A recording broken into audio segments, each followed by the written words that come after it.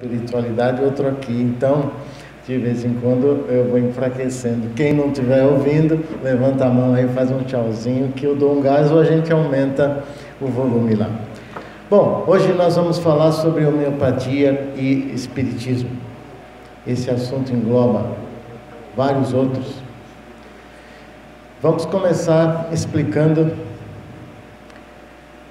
que o espiritismo ensina que todas as doenças migram do espírito para o corpo.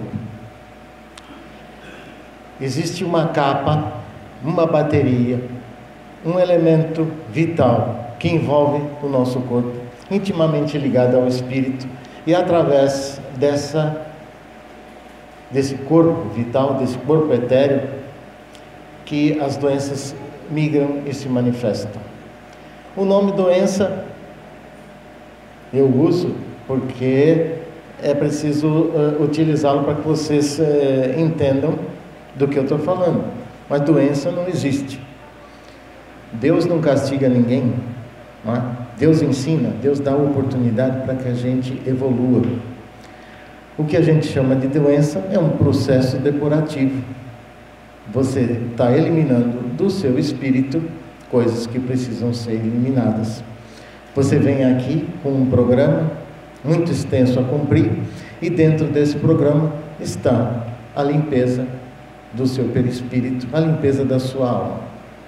A isso, Madhavdeva divina, a gente chama de doença.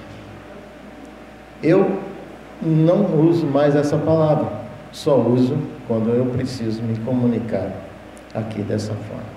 Eu não acredito mais que exista doença, não é?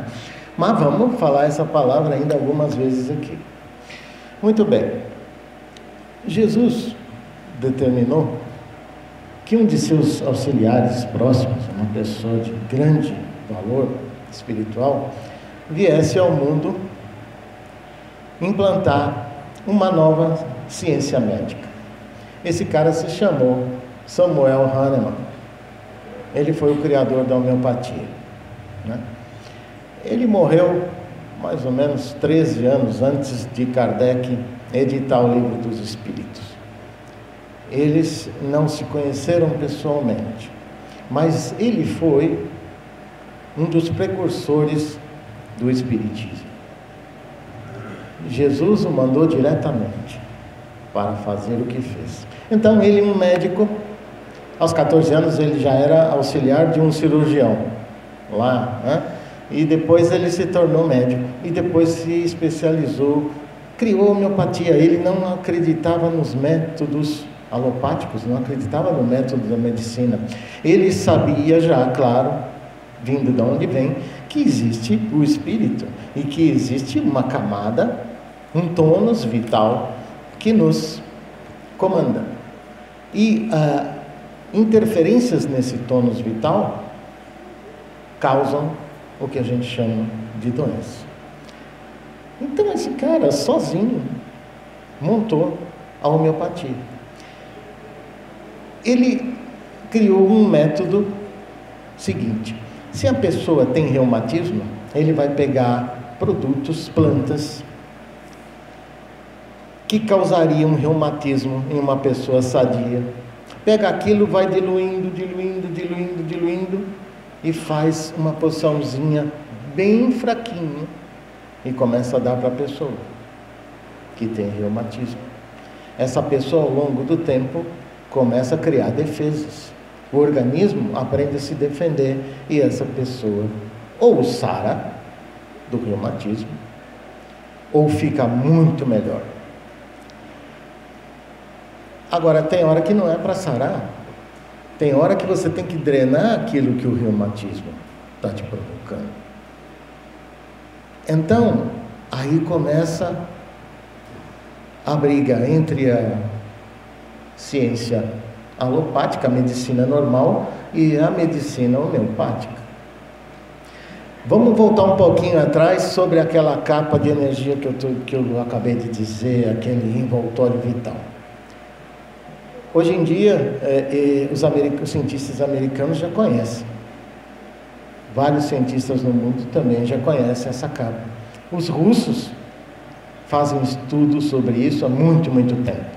Eles chamam essa camada vital de corpo bioplasmático. Se você entrar no Google lá, colocar corpo bioplasmático, vai aparecer um monte de coisa. Já foi fotografado, filmado, estudado. Então esse negócio existe. E ainda por cima, os cientistas já conseguem ver aonde nessa capa a energia vital está se concentrando de uma forma estranha, e aí eles veem que uma doença começa a se manifestar no corpo físico da pessoa examinada. Essa é a medicina do futuro, não é? Você vai saber o que vai acontecer com você um pouco antes de acontecer. E isso está sendo tratado ainda com cuidado, porque sempre que a ciência vai para analisar coisas que não se enxerga, que não se pode palpar, né? Ela tem muito cuidado, porque as religiões geralmente botam o pé nesse progresso e nessa atividade. Um dos atrasos mais eminentes da humanidade se dá pelo fato da religião não conversar com a ciência. Elas não andam juntas. Por isso, Jesus determinou que o Espiritismo fosse um tripé entre filosofia, ciência e religião. Toda vez que você agride um outro ser humano, toda vez que você infringe uma lei divina, você macula a sua alma. Ela fica marcada e essa marca tem que ser drenada de alguma maneira. Geralmente, ela é drenada por meio de doença, se você não reformou a sua maneira de ser e a sua maneira de pensar. Então, o espírito traz a doença porque veio de atitudes anteriores que você teve, e ela se manifesta e fica por muito tempo te judiando, exatamente porque você não faz a sua reforma íntima, porque você não tenta entender o que Deus quer de você. E tem as leis divinas, primeiro estão dentro de nós, todos nós temos no nosso inconsciente. Em segundo lugar, existem milhares de lugares onde você pode tomar contato com elas. Qualquer igreja, qualquer templo, de qualquer religião ao longo do mundo. Todas as religiões do nosso planeta afirmam que existe vida após a morte. São espiritualistas. Ou você vai para o paraíso, ou você vai ficar adormecido até que Jesus venha te acordar, ou você vai para cá ou vai para lá. Só os materialistas acham, não é? Os ateus, que a vida termina com a morte. Então, poxa, se existe Deus, se a vida continua para todas as religiões do planeta, será que nós estamos aqui à toa? Será que não existe um programa que cada um de nós deve seguir? Por que a gente está há milênios batendo lata? Por que nós estamos há milênios tentando evitar de ser solidário, de dar primeiro para receber depois, de sermos fraternos, de sermos caridosos? Isso traz uma postura que nos adoece. Então, quem é que provoca as tuas doenças? Você mesmo. As doenças que vêm de dentro para fora, que vêm de outras encarnações, e as doenças que você adquire aqui. Muita gente aqui tem o vírus da varíola, da cólera, não é? Quase todo mundo, da tuberculose, e ninguém está com essas doenças. Quando é que alguém fica com uma dessas doenças? Quando transgride leis divinas e quando não cuida da sua evolução espiritual. Aí vai me dizer, mas tem santo que ficou doente, né? Tem grandes médiuns como Chico Xavier, Divaldo Franco, que tiveram doenças, né? São grandes médiuns com grandes tarefas, mas vieram com máculas a serem extirpadas. Nosso planeta é um paraíso, ele é uma oficina, ele é um manicômio e ele é uma prisão. De acordo com a maneira com que você se comporta e que você encara a vida, você está nesse ambiente. Um desses ambientes você escolhe para viver. Todo mundo quer viver no paraíso, não é? As religiões, todas elas, dão um caminho para o paraíso. Eu preferi a religião espírita, porque fala abertamente dessas coisas, né? Não tem meias palavras. E é fundada sempre em preceitos científicos. Allan Kardec fala no Livro dos Espíritas: se a ciência descobrir alguma coisa que contraiu o espiritismo deve ser modificado para acompanhar a ciência. Até hoje não aconteceu, e vai demorar muito para acontecer, porque a ciência está engatinhando quando se compara com a ciência espírita, já que eles têm a sabedoria total, né? Então, a minha intenção de abordar esse assunto, primeiro é explicar um pouquinho o que é a homeopatia, porque a homeopatia vai ser a medicina do futuro, vai ser a medicina do terceiro milênio, porque a homeopatia trata do espírito e não do corpo. Então, a pessoa, eu já ouvi vários comentários, mas a homeopatia você tem que tomar aquilo ali anos e anos. Se eu tiver uma dor de barriga, uma dor de cabeça, como é que eu faço? E realmente a homeopatia não tem remédio para a dor de cabeça, para a dor de barriga. Você vai ter que tomar um remédio da medicina normal, porque exatamente ela não cuida do corpo, ela cuida do espírito. E a hora que o espírito é reformado, o teu corpo já não vai padecer mais, né? Então, é preciso entender que um médico homeopata, ele é um médico comum. Ele tem que fazer o curso de medicina, depois, né, se aprimorar em homeopatia. Então, se ele estudou isso e ele entrou por essa seara, é porque ele é um médico diferente. Não sei se você sabe que no Espiritismo existe a Associação Brasileira dos Psicólogos Espíritas, ABRAP, Associação Médico Espírita. É a única religião que tem esse tipo de organizações, não é? E tem em todos os estados, na maioria das cidades, pessoas que, né, são membros dessas organizações espíritas. A doutora Marlene Nobre, que morreu há pouco tempo atrás, foi presidente mundial da AME e era presidente da AME de São Paulo. Deu grandes contribuições ao espiritismo.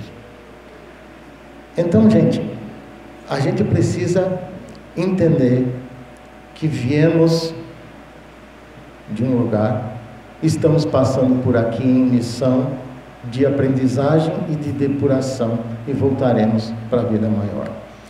A gente não deve considerar essa vida como um limite total. Isso é coisa de materialista, né? Nós que estamos aqui numa quarta-feira procurando outros caminhos, não podemos nos deixar envolver mais pelo que o mundo está fazendo conosco. Nós estamos igual peteca. Nós somos a peteca no jogo. Tomamos uma de lá, uma daqui, uma de lá, uma daqui. Quando alguém erra, a gente cai na areia, fica todo sujo lá. Alguém vem, pega e pumba, pumba, pumba de novo. A gente tem que entender que tem o poder, o dever e a necessidade de tomar novas posições. As coisas estão acontecendo do jeito que estão acontecendo, todo mundo nervoso, todo mundo inseguro, não é? Assistindo barbaridades ao longo do mundo, porque é necessário que isso aconteça para que a gente acorde. Nós tivemos milênios que a gente podia ter acordado, não acordou, então agora nós vamos acordar na marra, né? É castigo isso? Não.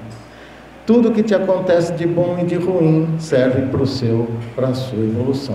Quando você introjeta isso, quando você começa a usar um pouco isso, você vai ver então que as coisas vêm e vão, passam com maior facilidade, judiam menos de você. E com relação às doenças também, elas vão judiar menos de você se você souber usar os recursos que tem. Eu estou falando para ir a um homeopata e não ir a um médico alopata, nada disso. Cada coisa cuida de um assunto. Se você tem uma dor forte, vá se tratar. Se você precisa de uma operação, vá fazer. Mas entenda que tudo aquilo ocorreu por desequilíbrio no seu espírito. Então, você deve procurar homeopatia. O SUS tem homeopatia hoje, né? Se você conseguir um médico homeopata espírita, melhor ainda, porque ele aí vai ter um cabedal de recursos muito grandes, não é? Eu fui no médico homeopata outro dia, católico, e eu falei: olha, eu me trato com homeopatia há muito tempo, eu sou espírita e eu tenho um receituário espírita aqui que foi um médium que me deu. Ele já torceu o nariz, porque médium não é médico, não é? Aí pegou a receita, deu uma lida, e eu falei o que eu tinha, e ele falou: rapaz, é impressionante isso aqui. E esse negócio de creme de tuia, para que serve? Quando eu passo o creme de tuia, eu não tenho mais a ardência naquele local. Então.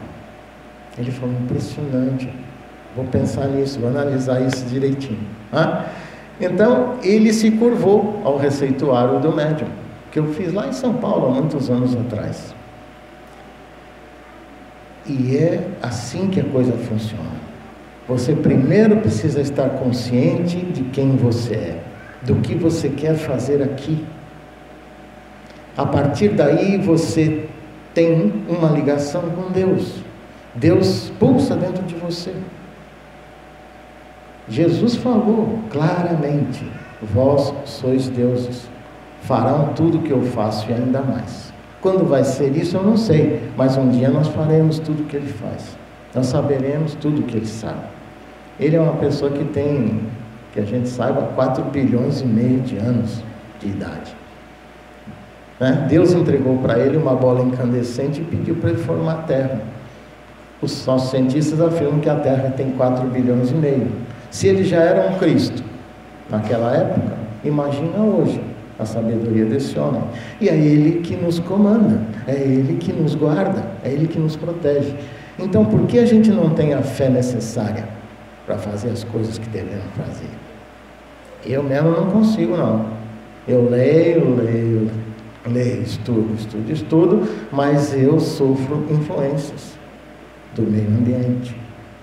A gente precisa fazer o que estamos fazendo aqui, se unir, formar um grupo, porque a energia desse grupo é muito maior do que a minha sozinha, e aí a gente consegue caminhar.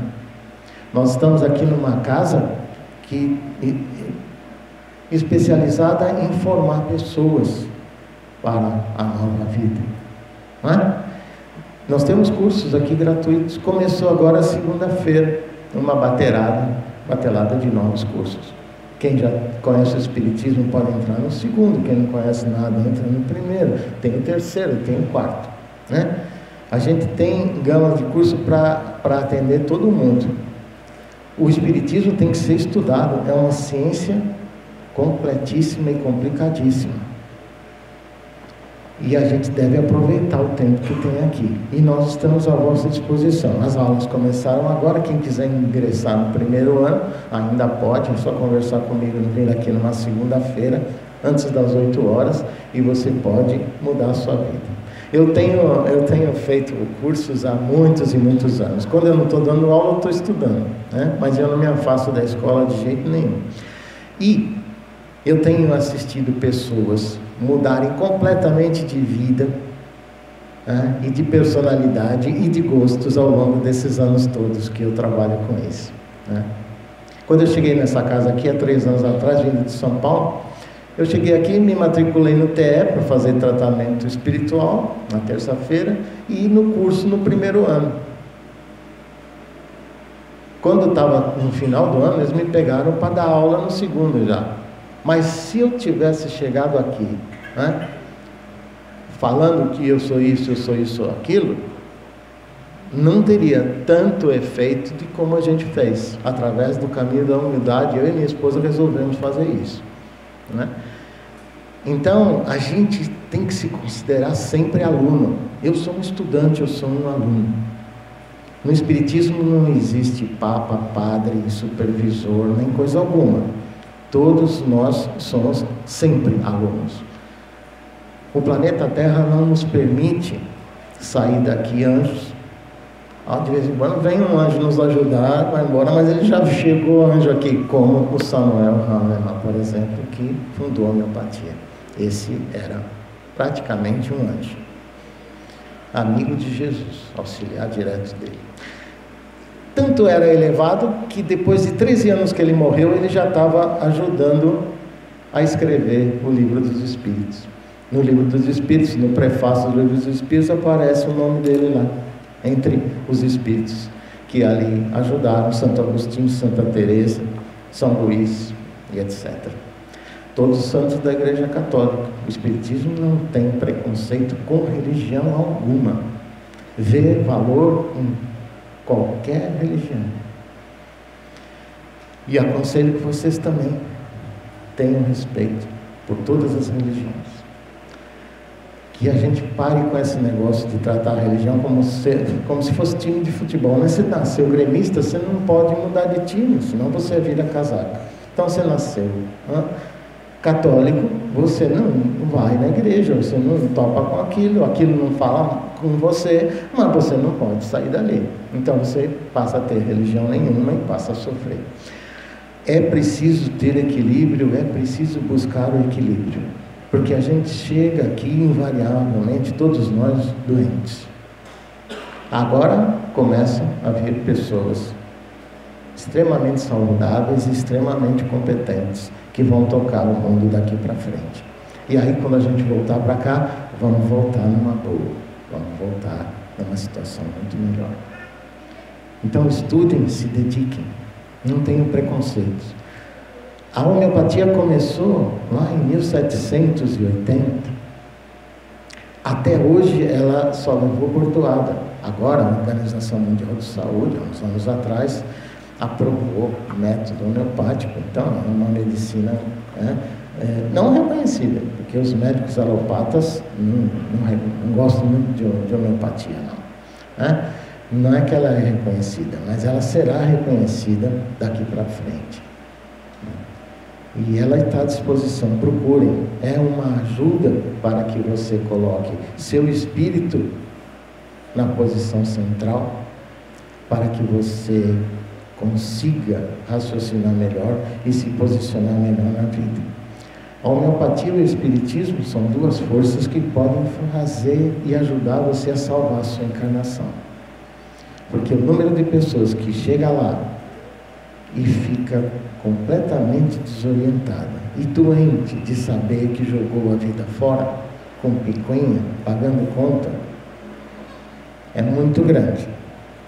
Felizmente tem um bocado de hospitais psiquiátricos lá que nos acolhem quando a gente chega lá, porque a gente toma um baque.